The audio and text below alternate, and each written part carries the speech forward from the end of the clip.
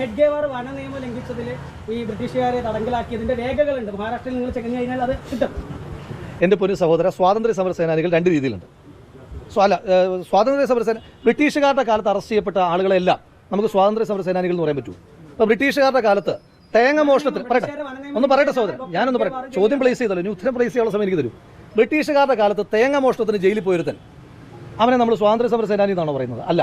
ബ്രിട്ടീഷുകാരുടെ കാലത്ത് ഈ രാജ്യത്തിൻ്റെ സ്വാതന്ത്ര്യത്തിന് വേണ്ടി പോരാടുകയും അതിനുശേഷം ഇന്ത്യ ഒരു മതേതര ജനാധിപത്യ റിപ്പബ്ലിക്കായി ഇന്ത്യക്ക് വേണ്ടി പ്രവർത്തിക്കുകയും ചെയ്ത ആളുകളെയാണ് നമ്മൾ സ്വാതന്ത്ര്യ സമര സേനാനികൾ എന്ന് പറയുന്നത്. അതല്ലാതെയുള്ള ആളുകൾക്കൊന്നും ഈ രാജ്യത്ത് സ്വാതന്ത്ര്യ സമര സേനാനികളുടെ പട്ടം കൊടുത്തിട്ടില്ല. ഞാൻ ചോദിച്ചോട്ടെ, നിങ്ങളുടെ ഒരു ഗതികേടൊന്ന് ആലോചിച്ച് നോക്കൂ സഹോദര.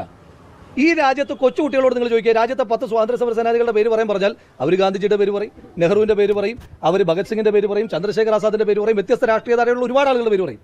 നിങ്ങൾ ഇത്രയൊക്കെ കഷ്ടപ്പെട്ടിട്ട് ഒറ്റയൊരുത്തം പോലും, ഒരു കൊച്ചുകുട്ടി പോലും സവർക്കറുടെയോ ഹെഡ്ഗേവാറിൻ്റെയോ ഗോൾവർക്കറിൻ്റെ പേര് പറയുന്നില്ല എന്ന് പറയുമ്പോൾ നിങ്ങൾ ഈ നടത്തുന്ന ശ്രമങ്ങളൊന്നും ഈ രാജ്യത്ത് വിജയിക്കുന്നില്ല എന്നല്ലേ മനസ്സിലാക്കേണ്ടത്. എന്തിനാണ് ഈ സരോജ് കുമാർ ഇടയ്ക്കിടയ്ക്ക് വന്നിട്ട് ഞാൻ സൂപ്പർ സ്റ്റാർ എന്ന് പറയുമായിരുന്നല്ലോ ഒരു സിനിമയ്ക്കകത്ത് എന്ന് പറയുന്ന പോലെ നിങ്ങൾ കുറച്ച് പേര് വന്നിട്ട് ഇടയ്ക്കിടയ്ക്ക് പറയും ഇവരൊക്കെ സ്വാതന്ത്ര്യ സമര സേനാനികളാന്ന് പറഞ്ഞിട്ട് എത്രയൊക്കെ ചെയ്തിട്ട് അങ്ങോട്ട് മെനയാകുന്നില്ലല്ലോ എന്ന് എനിക്ക് ആ വിഷയത്തിൽ തീർച്ചയായും പേര് മാറ്റുന്നതല്ലോ. അങ്ങനെ ആ പേരിൽ ഇവിടെ ഒരു സ്ഥാപനം ഇരില്ല. ഉയരമായിരിക്കും RSSന്റെ ഏതെങ്കിലും കാര്യാലയത്തിന് ആ പേര് കൊടുക്കായിരിക്കും, നമുക്കൊന്നും പറയാനില്ലല്ലോ. അതല്ല, പൊതുവിടത്തിൽ അങ്ങനെ ഒരു പേരുള്ള ഒരു സ്ഥാപനം ഇവിടെ വരും.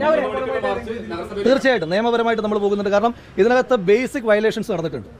ഇത്തരത്തിലൊരു പേര് കൊടുക്കുമ്പോൾ മുനിസിപ്പൽ കൗൺസിൽ വെക്കണമെന്ന് പറയുന്നത് അടക്കമുള്ള ബേസിക് വയലേഷൻസ് ഉണ്ടായിട്ടുണ്ട്. അതോടൊപ്പം തന്നെ ഇതൊരു CSR ഫണ്ടിലാണ് വരുന്നത്.